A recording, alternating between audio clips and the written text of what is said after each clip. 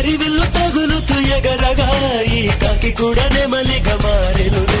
ప్రేమను చెప్పిన క్షణమే అది దేవుని కన్న క్షణమే, కానీ ఎగిరను మనసే.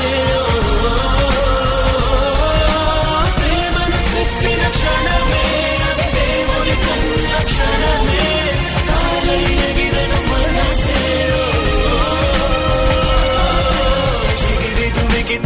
నింగి తగిలిను పదములు రెండు పక్షులాయను వేళ్ళ చివ